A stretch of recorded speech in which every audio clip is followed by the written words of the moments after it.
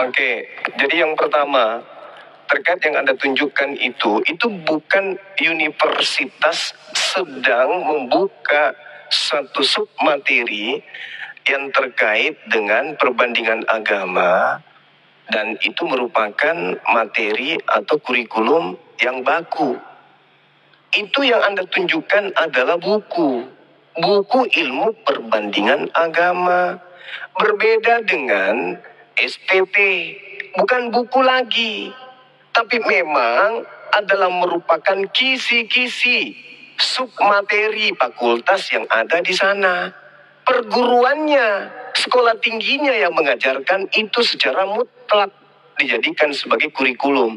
Yang Anda bacakan tadi itu adalah sesuatu yang diceritakan, yang dituliskan oleh orang per orang.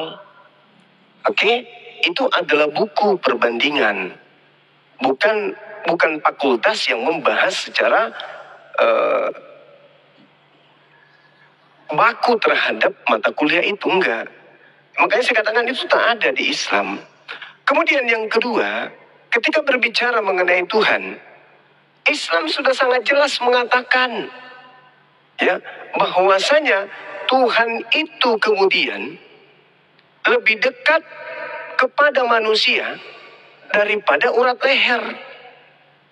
Dan itu masuk akal. Kenapa masuk akal? Coba, apakah kita tahu apa isi kepala kita di dalam?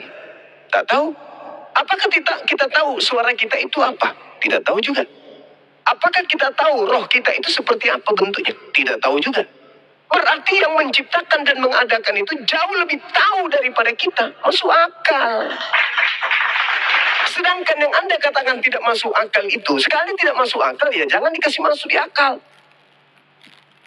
Kalau memang dia tidak masuk akal, kenapa kemudian Anda memaksakan sesuatu itu bisa dinalar? Seperti Tuhan Anda menjadi manusia, mati dibunuh manusia. Ini sesuatu ya, Tuhan itu tidak bisa kemudian ditelaah oleh akal, kata Anda. Tapi kenapa Tuhan jadi manusia? Tuhan jadi manusia dibunuh oleh manusia. Menjadikan sesuatu yang tidak rasional. Sedangkan yang dikatakan kemudian Tuhan, bukan Tuhan yang tidak masuk akal. Tuhan tidak bisa capai dengan akal, dalam arti kata wujudnya.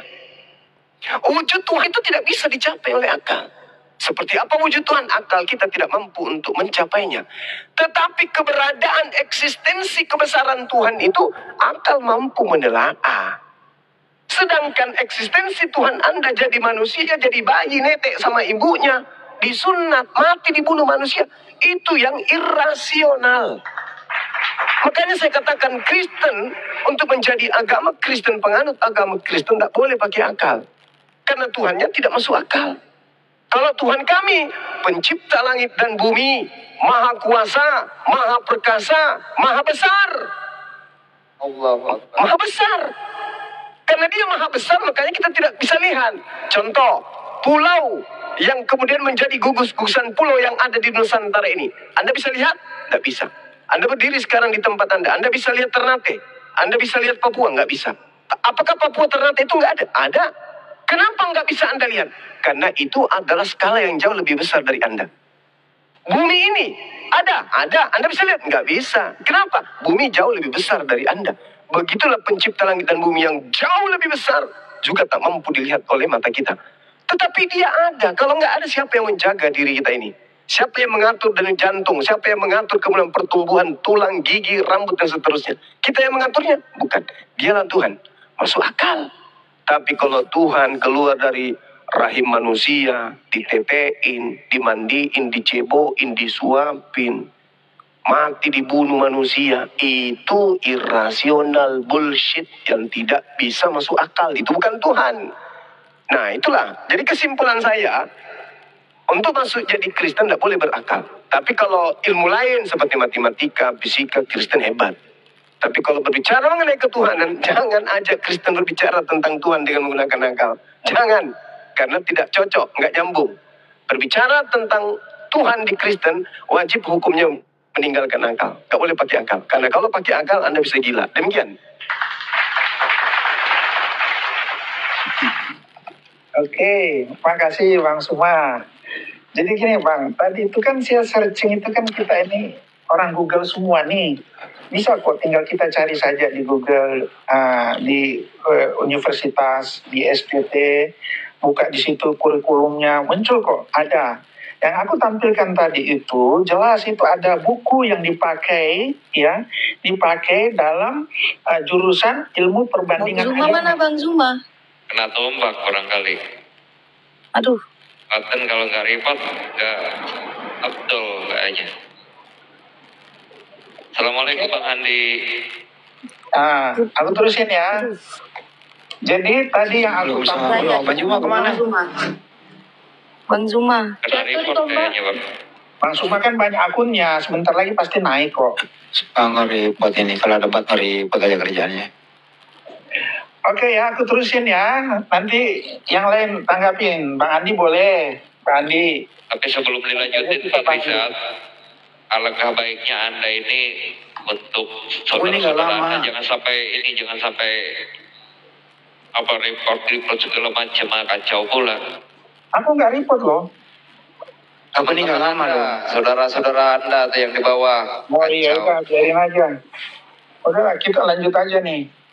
Tuh, kenapa Mana Bang Zuma? Aduh. Bang di mana? Kena dua-duanya. Bang Andi juga turun. Tapi gini Bang, Bang kalau Andi report, biarpun juga kalau kita tidak menghina, menghujat, Aduh. tidak Kita masuk tunggu loh. Bang Zuma, kita tunggu Bang Zuma ya. Yang reportnya itu banyak bos. Hah? Yang Biarpun reportnya itu banyak. Iya Bang, biarpun banyak 1.000 orang report, kalau tidak ada diksi-diksi yang menghujat, menghina, Itu makanya apa? tetap AI loh. Itu canggihnya AI. Itu sistem Bang. Itu Kalau nggak ada kenyataannya diksi-diksi, gitu bos. Iya, coba deh sekarang nih, aku nih report 1.000 orang di bawah. Kalau aku nggak ada diksi-diksi menghujat, tetap aja aku nggak bisa kena. Terus tadi ada yang menghujat itu tadi. Nggak ada kok. Iya. Jadi ya itulah Bang, memang Bang Zuma banyak Mana akunnya Bang ya. Zuma ya Allah. Nggak ada dia nggak ada menghujat dari tadi Bang, jangan ngarang. Kita dari tadi di sini. Jangan gue yang kebesarin nanti kena tombak Jangan juga ngarang. gue. Tidak, aku bilang biarpun juga ini kalau tidak menghujat. Assalamualaikum. Waalaikumsalam warahmatullahi wabarakatuh. Waalaikumsalam. Mas, jadi gini ya, sejak awal ini saya pantau, udahlah tentang agama nggak usah perlu diperdebatkan karena ini mempunyai keyakinan ngapain Buat sih? Tapi gini ya, Ngapain? Kalau nggak suka perdebatan, pergilah tempat pargoi sana. Ngapain di sini? Nih, agama itu memang benar juga sih, tidak bisa diperdebatkan. Kalau didiskusikan bisa. Selama kalian tidak menyenggol kami juga nggak mau memperdebatkan kalian. Gini Bang, agama tidak bisa diperdebatkan. Udah ada Bang Zuma, udah nih Bang Zuma. Kalau Silakan, didiskusikan bisa.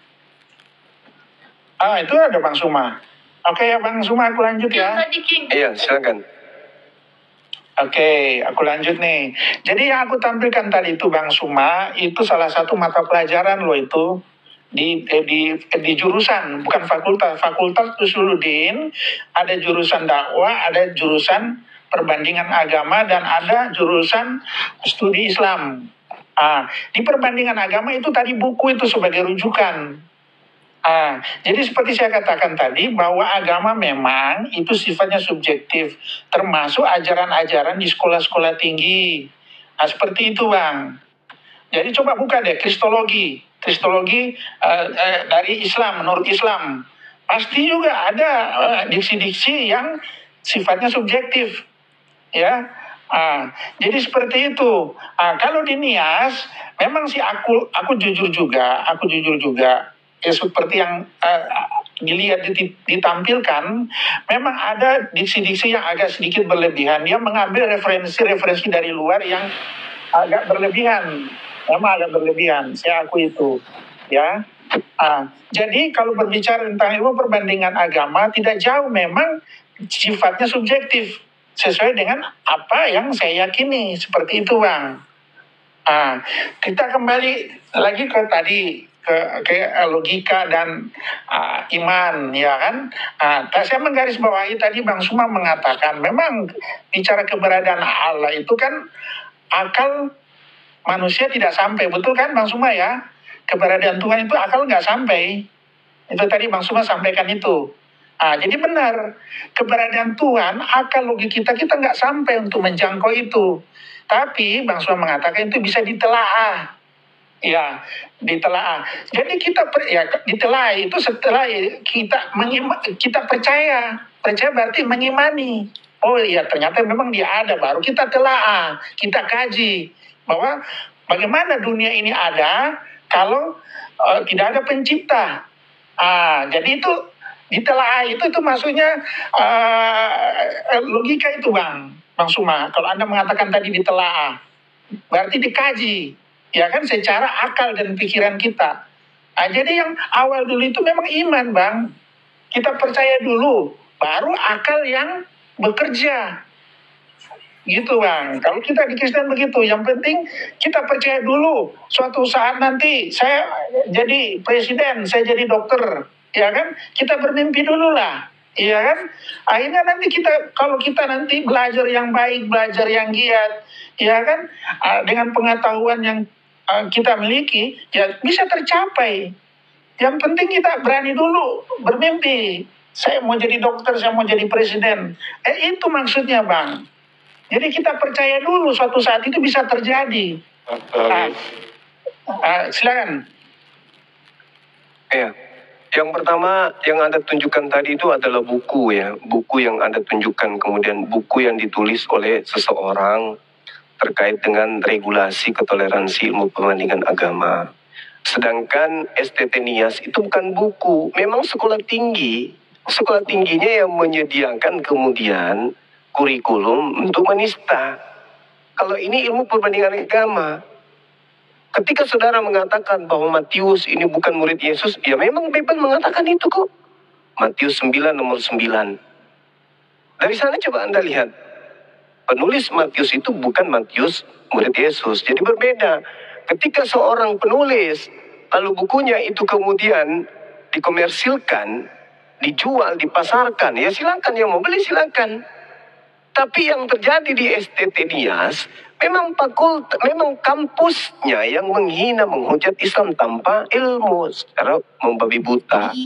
Nah, itu yang pertama. Kemudian yang kedua, saya katakan akal wujud Tuhan itu yang tidak bisa ditelaah oleh akal. Bahwa wujud Tuhan itu bentuknya begini, itu yang tidak bisa.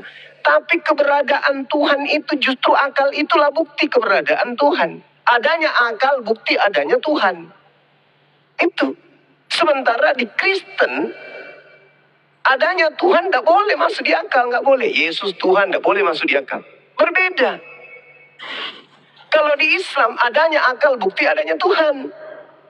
Tidak bisa kemudian orang yang berakal itu tidak sampai kepada Tuhan. Nah, kenapa Kristen ini tidak bisa sampai kepada Tuhan? Karena itu tadi, saudara mengakui iman dulu, percaya dulu, baru kemudian berakal. Nah, ketika kepercayaan Anda tidak sesuai dengan standar logika, maka Anda akal-akalan. Apa yang terjadi? Oh, yang mati kemanusiaannya. Kenapa demikian? Ya, karena Anda sedang mengadakan sesuatu yang tidak rasional. Sesuai dengan pengakuan saudara. Di Kristen itu iman dulu, baru kemudian akal. Semisal Anda dikasih air 1 botol, tidak ada merek, tapi putih, Anda minum. Ternyata itu adalah air kencing misalnya, tapi bening. Karena orang yang habis pipis di botol itu adalah orang yang banyak minum air, sehingga pipisnya tidak berwarna putih. Anda minum, Anda sudah tahu itu air kencing. Tapi Anda ingin meyakinkan orang lain bahwa ini adalah air biasa. Air biasa kok? Enggak kok, bukan air pipis. Apa yang Anda lakukan? Akal-akalan. Oh, ini air biasa loh, cuman memang karena dia begini bla bla bla bla bla bla bla bla bla bla bla bla. Kenapa demikian Anda akal-akalan? Karena sudah terlanjur ngomong, sudah terlanjur minum. Sama seperti Anda menuhankan anak orang, sudah terlanjur menuhankan Yesus, dan akal standar mengatakan tidak mungkin Tuhan itu jadi manusia. Tidak mungkin Yesus itu manusia. Tuhan. Apa yang terjadi? Oh, memang yang berbicara seperti itu adalah kemanusiaannya. Yang mati itu kemanusiaannya. Tapi pada dasarnya hakikatnya adalah Tuhan. Itu juga akal-akalan. Itulah bedanya kita. Kalau di Islam enggak. Walaqad khalaqnal insan wa na'lamu ma tuwaswisu bihi nafsu. Dan sungguh aku telah menciptakan manusia dan mengetahui apa yang dibisikkan oleh hatinya. Ini sifat Tuhan. Masuk akal enggak? Masuk akal. Wa nahnu akrabu ilaihi min hablil warid. Dan aku lebih dekat kepadanya daripada urat lehernya sendiri. Masuk akal enggak? Masuk akal.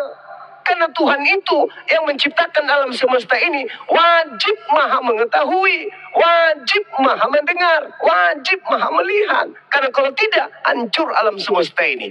Nah, sedangkan Yesus bisa enggak? Tidak bisa, tapi dituhankan. Yaitu tadi, iman dulu, baru akal-akalan. Kenapa akal-akalan? Karena tidak masuk akal. Seperti itu, Saudara Rikar.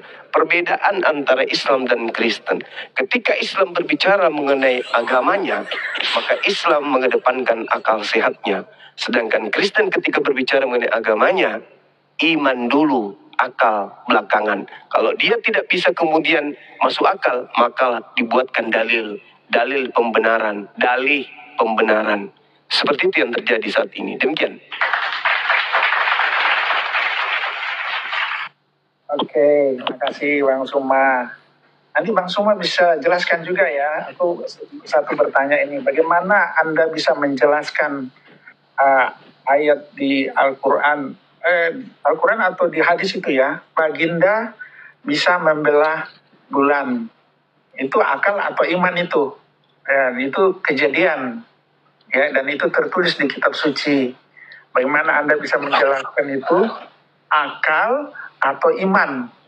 Ya, karena ya kalau bicara akal, menurut saya ya, kiamatlah dunia kalau bulan bisa terbelah.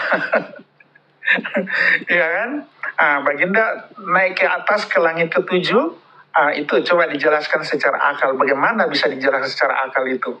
Kalau bukan dengan iman. Nanti Bang Suma bisa jawab. Itu aja dulu sebentar. Silakan Bang Suma. Oke. Satu hal yang perlu saudara pahami. Rasulullah Muhammad SAW adalah wakil Tuhan. Dan ketika beliau minta kepada Tuhannya untuk kemudian memberikan satu tanda kenabian kepada orang-orang jahiliyah pada masa itu, Tuhan mengizinkan. Apakah itu bisa terjadi? Bisa. Apakah Nabi Muhammad yang melakukan? Bukan.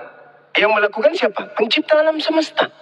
Pencipta alam semesta ini ketika menghendaki segala sesuatu bisa terjadi nggak? Bisa terjadi. Masuk akal? Masuk akal.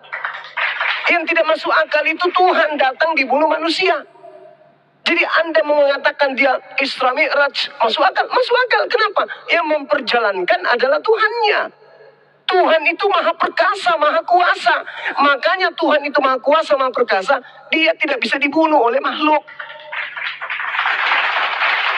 Jadi kalau berbicara mengenai bagaimana bulan bisa terbelah, apakah Nabi Muhammad yang melakukan itu? Tidak. Yang melakukan itu adalah pencipta langit dan bumi. Apakah itu bisa terjadi? Bisa. Kenapa tidak? Apakah itu bertentangan dengan sains? Tidak bertentangan. Apa yang bertentangan dengan sains kemudian? Ketika ada seorang ilmuwan melakukan dan mengatakan perjalanan dan berhasil kemudian menemukan fakta bahwasanya dahulu kala bulan pernah terbelah menjadi dua, kemudian menyatu kembali. Adanya bukti nyata di permukaan bulan yang kemudian ya mungkin Anda juga bisa share di Google bagaimana permukaan bulan itu ada kemudian garis yang membuktikan bahwa terjadinya kemudian sesuatu yang menyatukan yang tadinya terpisah. Dan kelak ketika menjelang kiamat, apa yang telah digoreskan tadinya pemecahan ini, itu nanti akan semakin terbuka. Dan itu menjadi bukti akan terjadinya kiamat. Jadi, Ketika seorang ilmuwan menemukan adanya patahan yang ada pada bulan, itu sudah membuktikan bahwa itu terjadi. Dan itu masuk akal.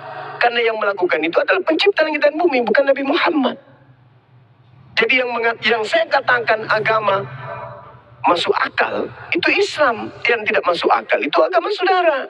Tuhan datang, ibu-ibu melahirkan. Yang dilahirkan adalah pencipta langit dan bumi. Itu yang tidak masuk akal, Bang. Makanya akui saja, seperti dengan apa yang Anda barusan ucapkan, di Kristen diimani dulu, belakangan baru diakal-akalin.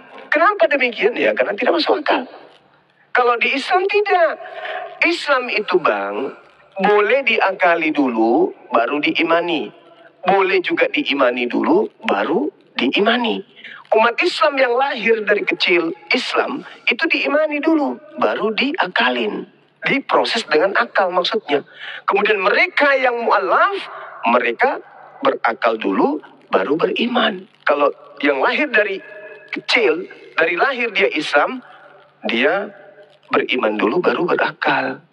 Nah kalau di agama Anda berakal dulu baru beriman, itu nggak bisa. Bagaimana ceritanya Kristen mau diakalin menggunakan akal? Tuhan datang ke bumi, terus masuk ke dalam rahim, terus jadi bayi. Itu sudah tidak masuk akal. Seperti itu, Bang Rika. Oke, ya, makasih Bang Suma. Ya, gini Bang. Kalau secara ilmu pengetahuan, kalau bulan tidak ada atau bulan itu terbelah dan hancur, pasti puing-puingnya akan jatuh ke bumi loh. Dan apa yang terjadi? Ya kan? Akan terjadi bukan tsunami lagi. Bumi hancur loh. Ini secara ilmu pengetahuan loh. Ini kalau bulan itu sampai betul-betul dia terbelah, ya kan? Ini cara ilmu pengetahuan. Ya pasti kiamat jadinya. Ya itu bertentangan dengan pengetahuan. Tapi kita yakini bahwa itu memang terjadi. Itulah mujizat. Mujizat tidak bisa diurai dengan logika, dengan akal kita. Itu mujizat ya mujizat dari Tuhan. Seperti Anda katakan itu dari Tuhan. Ya, karena ya itu tadi ya kita percaya. Saya pegang tadi Bang Suma mengatakan ya memang keberadaan Tuhan akal jauh dari akal kita. Ya, tapi bisa ditelaah. Itu ditelaah itu ya logika, Bang. Maksudnya gitu, Bang. Jadi kita kembali ke keimanan Yesus. Yesus itu kan memang dijelaskan di Alkitab tertulis. Jadi apa yang tertulis di Alkitab ya kita percaya. Sama seperti di Al-Quran, apa yang tertulis di Al-Quran ya itu memang yang wahyu dari Tuhan, ya kan, dari Allah. Jadi Yesus itu adalah firmannya Bapa ya yang mengambil wujud manusia. Itu bisa ini kan secara akal ya, karena mengambil wujud manusia, firman itu kan perkataan, mengambil wujud manusia yang masuk ke rahim Bunda Maria ya, dan lahirlah, itulah namanya Yesus. Ya itu bisa secara akal karena kan manusia ya kan, lahir ya kan, melalui proses lahir. Tapi ini roh dari Tuhan yang masuk ke kandungan Maria. Roh itu firmannya. Itu kita bisa mengerti, kita bisa pahami. Assalamualaikum. Waalaikumsalam. Nah, jadi gitu Bang. Jadi karena Anda nggak mengimani, pasti karena Anda nggak akan percaya. Kalau sama seperti yang cerita tadi, karena Anda mengimani bahwa memang baginda membelah bulan, ya Anda percaya. Jadi memang sifatnya agama itu subjektif. Dan kita tidak bisa memaksakan kehendak kita, keyakinan kita kepada orang lain. Seperti saya katakan tadi, agama tidak bisa diperdebatkan, tapi bisa didiskusikan. Kalau diperdebatkan, karena kita saling mempertahankan keyakinan kita loh. Karena kalau dibilang perdebatan, pasti kita saling jatuh ujung-ujungnya kalau nggak ketemu saling menghujat. Itu perdebatan. Kalau diskusi, ya kita masih diskusi, masih bicara baik-baik, ya kan? Kalau sudah nggak ketemu ujungnya, ya sudah kita kembali ke imanan kita masing-masing. Itu diskusi, beda dengan perdebatan. Perdebatan ya berbagai macam cara masih dianggap sah, dengan menyerang pribadi, ya kan? Itu masih dianggap sah, itu namanya perdebatan. Kalau diskusi ya kita masih saling menghargai. Inilah keyakinan saya, sudahlah. Itu menurut Anda, saya menghargai keyakinan Anda juga menghargai keyakinan saya. Nggak bisa memaksakan keyakinan saya kepada Anda. Dan jangan Anda seperti lebih paham tentang keyakinan saya. Karena saya yang meyakini. Saya yang tiap hari baca Al-Quran, baca Alkitab. Kenapa Anda yang lebih pintar dari saya? Kayak gitu, Bang. Silakan.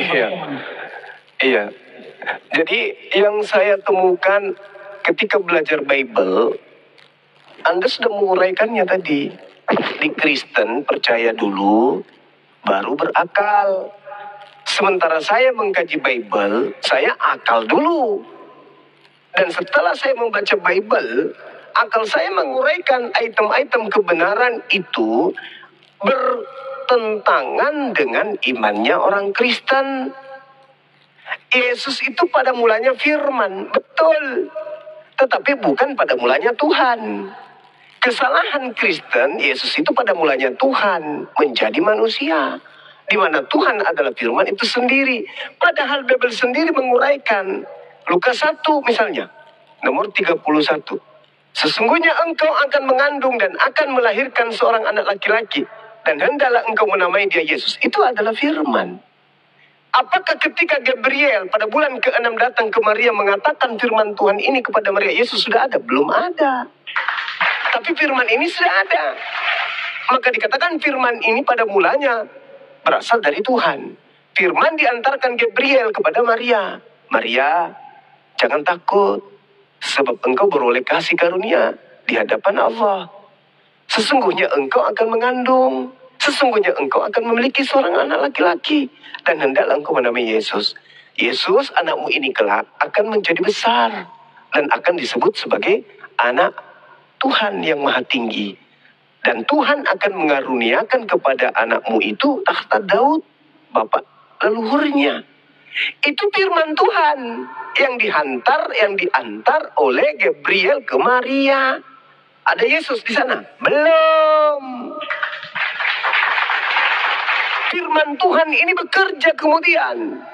Makanya dikatakan dalam Al-Quran berasal dari firman Tuhan. Di dalam pengajaran Yohanes 1 juga pada mulanya adalah firman. Firman bersama-sama dengan Tuhan. Dan firman itu adalah Tuhan. Nah, sedangkan Yesus bukan firman dan Yesus juga bukan Tuhan. Tetapi firman yang melekat pada Tuhan mengatakan, Maria, ya paman, hendaklah kau hamil. Lahirkanlah seorang anak laki-laki bernama Yesus. 9 bulan kemudian lahir. Yesus yang lahir ini dari mana? Dari firman. Dari kehendak Tuhan. Sehingga Tuhan berkehendak dengan ucapan Tuhan, Maria hamil. Hamil Maria, lahirlah anaknya. Anaknya ini bukan Tuhan, dia adalah manusia 100% dan bukan Tuhan 100%. Jadi Yesus itu 200%. 100%-nya bukan Tuhan dan 100%-nya adalah manusia.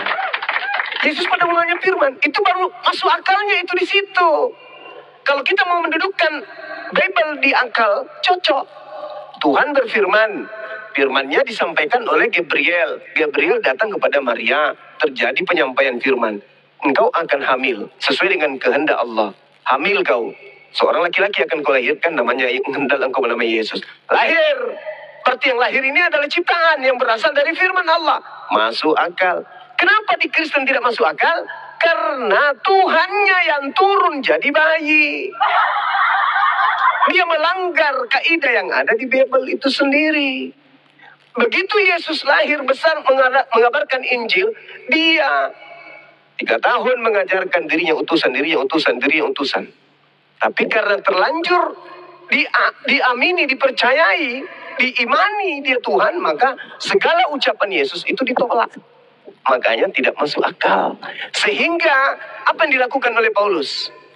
Paulus harus membuat suatu pernyataan-pernyataan yang bisa membuat Yesus yang bukan Tuhan menjadi Tuhan. Kolose 2 nomor 9, Roma 14 nomor 9 dan seterusnya. Roma 10 nomor 9 nomor 10. Kenapa bisa demikian? Ya harus ada yang menuntun orang Kristen untuk menuhankan kepada yang bukan Tuhan. Itu di dalam Bible. Itu di dalam Bible. Apakah itu penghujatan? Bukan penghujatan. Saya sedang menguraikan data yang ada. Loh, kok bisa bertentangan dengan Kristen? Ya, karena apa yang ada di dalam Bible-nya Kristen tidak ditelaah melalui akal, tetapi langsung diimani dulu. Ketika ditemukan Yesus mati, apa yang dikatakan? Yang mati manusianya. Kenapa bisa demikian? Ya karena sudah terlanjur menuhankan anak orang. Saya kira begitu, Bang. Silakan. Kami manusia, hati manusia gitu lah ya. Ya. Ya, oke. Terima kasih Bang Suma. Jadi gini Bang Suma, kalau di Kristen ya, iman itu berasal dari pendengaran dan firman.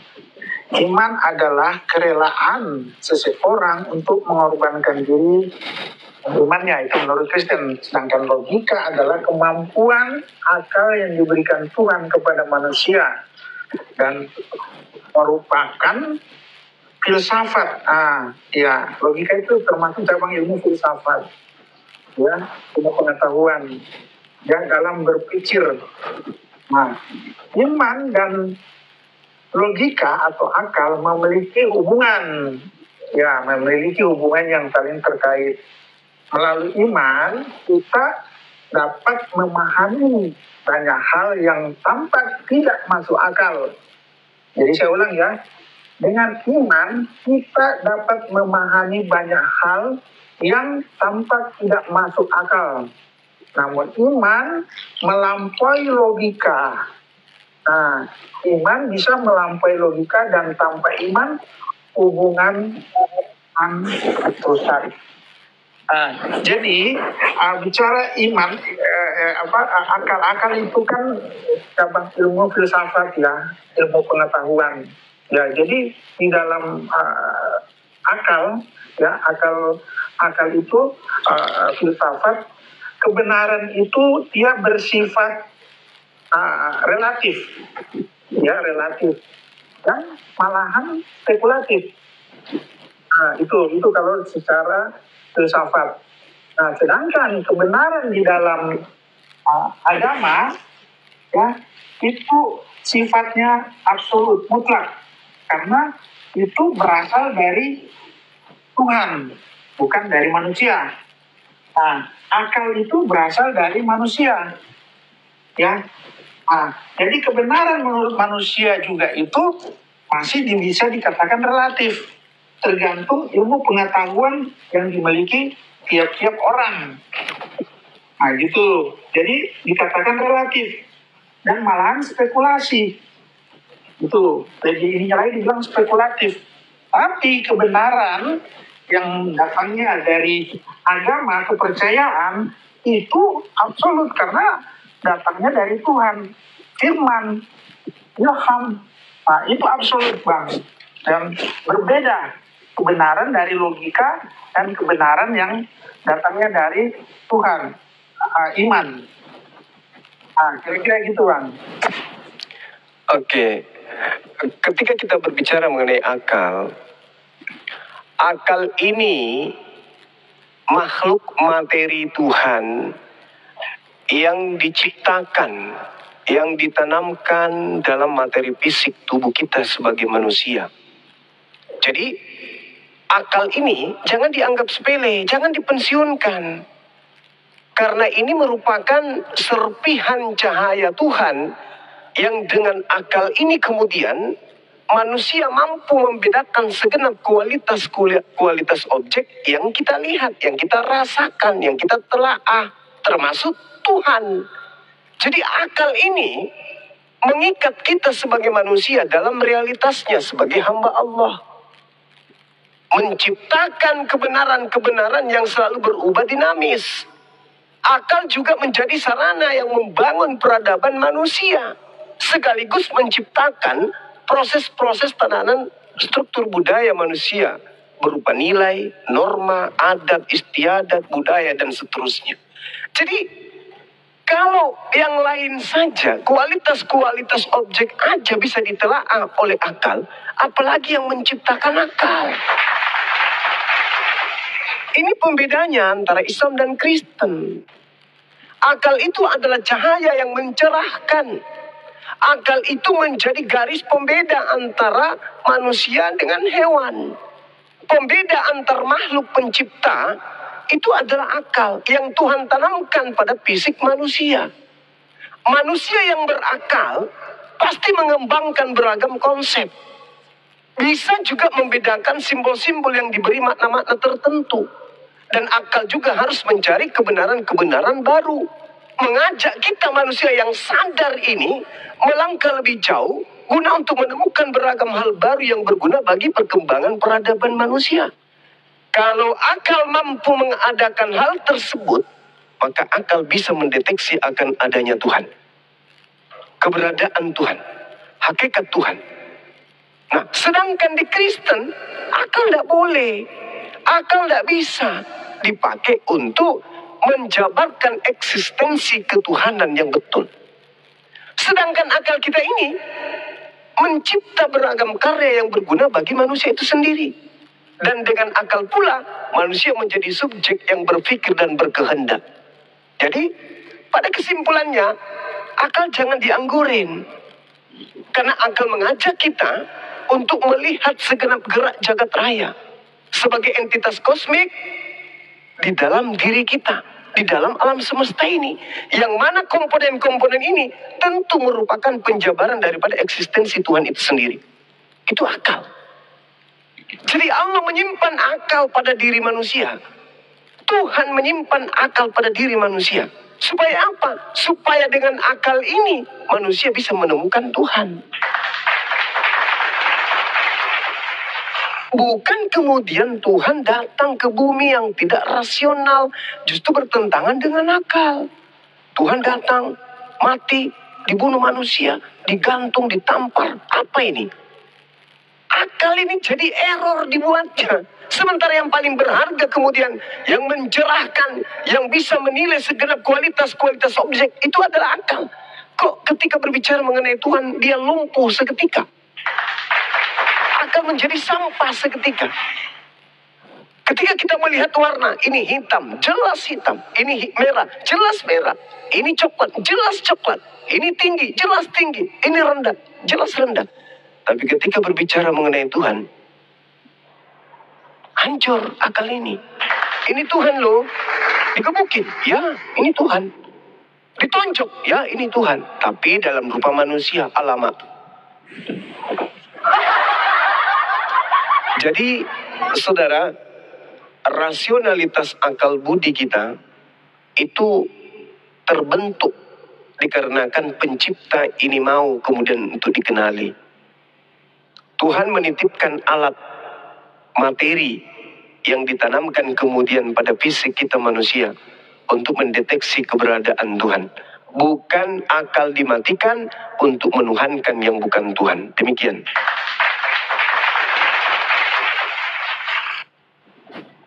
Oke, jadi gini, masih ke akal dulu ya, logika masih kita sedikit ya, baru nanti kita ganti topik lain. Jadi logika atau akal itu menjelaskan hubungan sebab akibat. Jadi logika atau akal mencoba untuk menjelaskan hubungan sebab akibat. Maka dari itu logika hanya dapat berfungsi apabila terdapat premis-premis tertentu. Kepercayaan atau iman adalah premis yang pertama, ya, yang kemudian dijelaskan melalui sistem logika. Jadi ibaratnya logika adalah manajer, ya, kalau dia analogikan ya, iman itu adalah sebagai direkturnya. Direktur mengarahkan proses manajemen dari logika dan alur berpikir manusia. Nah, jadi logika bisa digunakan untuk menjelaskan iman dan juga bisa melawan iman. Ini menarik ini. Jadi logika bisa dipakai untuk menjelaskan iman dan juga melawan iman. Jadi bisa bertentangan dan juga bisa selaras, tergantung pada penggunaannya. Jadi apa yang membuat agama Kristen selaras atau tidak selaras dengan logika. Yang tidak selaras itu ya manusia bisa berpikir ya secara logis dan menemukan kebenaran secara mandiri tanpa membutuhkan. Yang selaras tanpa membutuhkan Tuhan, maksud saya. Ya, jadi yang tidak selaras ya logika ya. Manusia berpikir secara logis dengan menemukan kebenaran secara mandiri tanpa membutuhkan Tuhan. Itu yang tidak selaras. Makanya banyak ateis ya yang menggunakan akal logikanya dia dan mereka tidak percaya apa yang saya lihat ya, apa yang saya percayai, dia berdasarkan logikanya. Karena kalau bicara tentang iman sesuatu yang nggak terlihat, percaya. Tapi kalau orang menggunakan akal logika, apa yang saya tidak lihat, mana saya mau bisa percaya. Itulah banyak orang-orang ateis di Eropa. Ya, mereka menggunakan akal logikanya, tidak dengan iman. Jadi yang selaras ya logika manusia diarahkan untuk memahami makna iman dan menerapkannya dalam berpikir dan kehidupan sehari-hari. Jadi fungsi logika juga ini digunakan untuk memahami makna iman dan menerapkan cara berpikir. Gitu. Jadi banyak orang-orang ateis yang tidak percaya tentang keberadaan Tuhan karena mereka lebih mengedepankan akalnya, logikanya daripada kepercayaan. Itu yang dianut sebagian orang Eropa yang ateis, tidak percaya, hanya mengedepankan logikanya saja. Ya kira-kira gitu Bang Suma. Silakan. Iya. Jadi pada prinsipnya akal ini dipakai kemudian untuk menelaah segala sesuatu, termasuk menelaah akan keberadaan Tuhan pencipta langit dan bumi. Kalau akal kemudian tidak dipakai dalam menelaah sesuatu, maka tunggulah kehancuran. Nah, sedangkan kita ini adalah memiliki segenap gerak rasionalitas. Dan kalau kita waras, maka penggeraknya itu adalah akal. Kita punya etika, kita punya moral, kita punya budi pekerti, kita perasa. Itu semua digerakkan kemudian oleh satu entitas utama, yaitu akal, yang kemudian akal ini bisa berfungsi dengan adanya ruh yang ada pada diri kita sebagai manusia.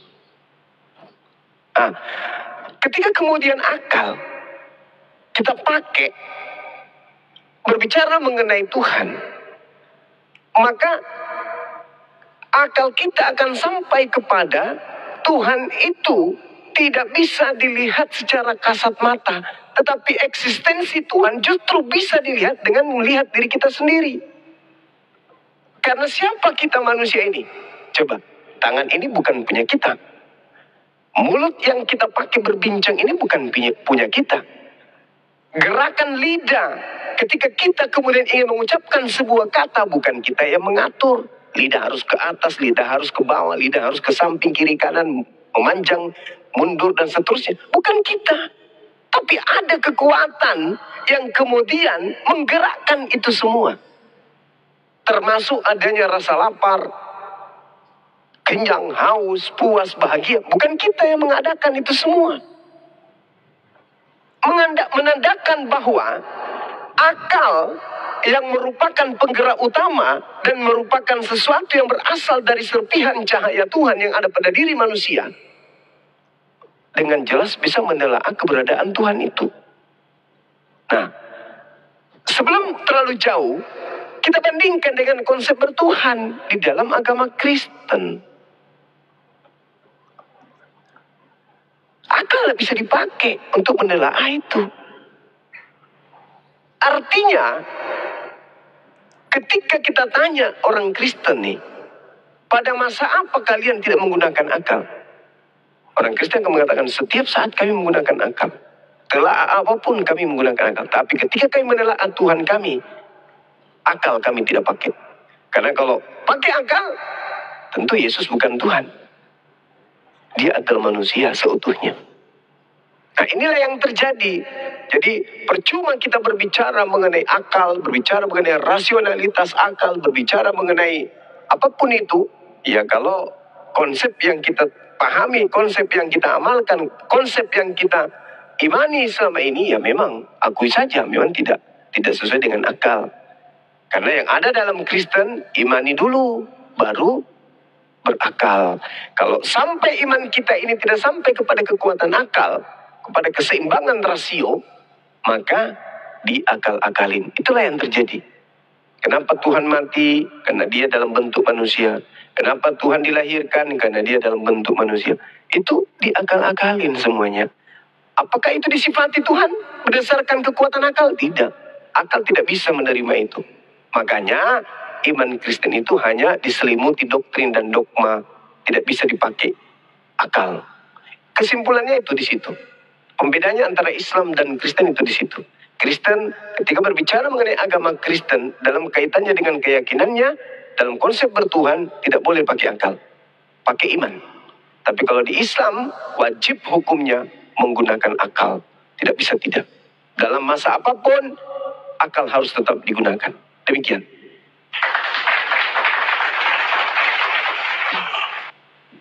Ya, aku closing statement ya. Jadi gini, iman ini di Alkitab ya, ini yang kami imani karena tertulis di Alkitab di Ibrani ya, kitab Ibrani 11. Iman adalah dasar dari segala sesuatu yang kita harapkan dan bukti dari segala sesuatu yang tidak kita lihat. Nah, itu. Sedangkan logika adalah sesuatu yang rasional dan ada bukti faktanya. Itu logika, harus ada buktinya, faktanya, dan bersifat rasional. Jadi jelas logika dan iman memang berbeda. Ya, seseorang yang mengandalkan logika akan sulit untuk percaya kepada Tuhan. Karena hanya dengan iman, ya, seorang dapat percaya akan adanya Tuhan. Nah, di kitab Yohanes, Yesus berkata, karena engkau telah melihat aku, maka engkau percaya. Tapi berbahagialah yang tidak melihat, namun percaya. Itu. Ya. Dampak dari mengandalkan logika, ada dampaknya Bang, kalau kita hanya mengandalkan logika. Pertama ya, orang-orang ateis ini ya, orang ateis ini yang hanya mengandalkan logika. Bukan berarti Bang Suma saya katakan ateis, bukan, nggak gitu Bang. Jadi ada dampak kalau kita hanya mengandalkan logika, yaitu khawatir.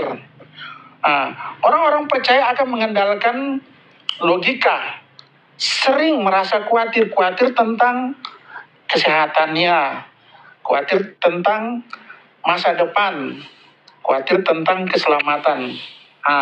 Ada ketakutan, ya, karena apa yang terjadi sekitar kita, misalnya ya kejadian-kejadian bencana alam, ya kan, ya, itu ketakutan, ya. Akhirnya kita berbagai cara melindungi diri dengan berbagai cara untuk terhindar dari mara bahaya itu. Seperti kejahatan juga, kita takut akan ada orang-orang yang jahat terhadap kita. Dan dalam hidup kita juga merasa lelah hanya karena mengandalkan logika, mengalami stres, ya. Itu. Jadi kadang kita stres, tidak percaya kepada Tuhan. Ini orang ateis ini, ya, mereka mengalami stres. Sebaliknya, jika kita mengandalkan iman, ya, kita percaya mujizat Tuhan akan terjadi kepada kita, ya, seperti di Alkitab ya. Tuhan bisa membangkitkan orang mati, mengusir setan, bisa memberi makan 5.000 orang, ya kan, atau menyembuhkan orang sakit, ya. Karena ya itu, kita percaya Tuhan ada menyertai kita, ya, selalu melindungi kita. Terus ada kepastian, kepastian dalam janji-janji Tuhan, ya kan? Ketika kita setia kepadanya, Tuhan menjanjikan keselamatan. Yesus mengatakan, di rumah Bapakku banyak tempat tinggal, aku akan menyediakan tempat bagimu. Itu surga. Jadi ada kepastian keselamatan, dan Tuhan pasti melindungi kita. Itu karena kita percaya Dia, pasti Tuhan melindungi kita, menjaga kita dari segala bahaya atau segala kejahatan. Dan dalam hati kita, ya, ada sukacita, ada damai sejahtera. Itu karena iman, ya. Bukan kalau orang ateis, ya pasti mereka nggak percaya itu. Ya itulah, orang ateis banyak yang cepat stres, banyak yang akhirnya bunuh diri, karena lebih kental logika daripada imannya. Ya kira-kira begitu Bang Suma. Ya, baik. Jadi kalau di Islam berbicara mengenai iman, khususnya iman kepada Tuhan, itu merupakan landasan mempercayai bahwa Allah satu-satunya pencipta, pengatur segala sesuatu yang berhak disembah, serta tidak ada Tuhan-Tuhanan lain yang menjadi sekutunya. Al-Quran menjelaskan kemudian, A'udzubillahi minasyaitonirrajim, Zalika bi'annallaha huwal haqq wa anna ma yad'una min dunihi wal batil wa annallaha huwal aliyyul kabir. Demikianlah Allah akan kebesarannya, karena Allah ini Dialah Tuhan yang punya hak atas segala sesuatu. Dan apa saja yang manusia seru selain daripada Allah, itulah yang batil. Dan sungguh Allah, Dialah yang maha tinggi, maha besar. Ini konsep iman di dalam Islam. Sehingga implementasinya kemudian adalah Allah yang maha besar tidak mungkin kecil. Allah yang maha tinggi tidak mungkin terendah. Allah yang maha suci tidak mungkin ternodai. Dan yang menciptakan alam semesta ini mustahil punya kelemahan. Karena segala sesuatu yang kuat pasti dominan kuat. Tapi yang maha kuat tentu tidak memiliki kelemahan. Nah, ini yang disifati oleh iman yang ada dalam Islam, yang berlandaskan dengan akal manusia. Berbeda kalau ateis. Ateis itu menggunakan akal, tetapi dia cenderung tidak percaya kepada wahyu. Kalau di Islam, wahyu akal seimbang, selaras, tidak bisa terpisahkan. Makanya orang ateis pun sebenarnya itu percaya adanya Tuhan, adanya pencipta yang mengadakan alam semesta ini. Siapa? Ya alam itu sendiri. Mereka tidak bisa kemudian keluar dari konsep itu. Kenapa? Karena mereka tidak memiliki wahyu. Sementara Al-Quran memiliki wahyu. Nabi Ibrahim, Abraham mencari Tuhan, akalnya sampai kepada Tuhan, tapi tak ada tuntunan. Nanti setelah datang kemudian wahyu kepadanya, baru mengatakan, oh ini yang sebenarnya Tuhan. Nabi Muhammad SAW pun demikian adanya, percaya akan adanya Tuhan, percaya, tapi belum ada wahyu datang kepadanya, dia tidak bisa kemudian memberikan suatu pengertian hakikat Tuhan itu seperti apa. Tapi ketika wahyu itu datang, maka akal sinkron. Seperti yang saya analogikan selalu. Ya, akal diciptakan oleh Allah. Kemudian komputer diciptakan oleh manusia. Komputer ini pasti buku panduannya ada. Bagaimana menggerakkan mouse, bagaimana ketikan-ketikan di keyboard dan seterusnya. Bagaimana Microsoft Word dan seterusnya. Komponen-komponen yang satu dengan yang lain untuk disatukan untuk menciptakan sebuah gambar dan seterusnya. Nah, buku panduan dari komputer harus sesuai.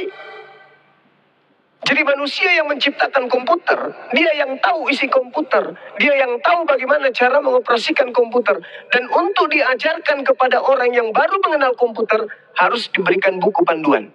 Buku panduannya, item demi item, harus berkesesuaian dengan komputer tersebut, agar bisa kemudian dioperasikan oleh orang lain. Tidak mungkin komputer, buku panduannya bercerita tentang masakan. Tidak mungkin. Tidak mungkin. Cara mengoperasionalkan komputer dikasih buku panduan, tapi masalah tambak di sana yang dibahas. Bagaimana caranya ikan bisa besar dan seterusnya. Itu mustahil. Artinya yang membuat komputer ini tidak mengetahui komputernya sendiri, sehingga buku panduannya tidak sesuai dengan karyanya.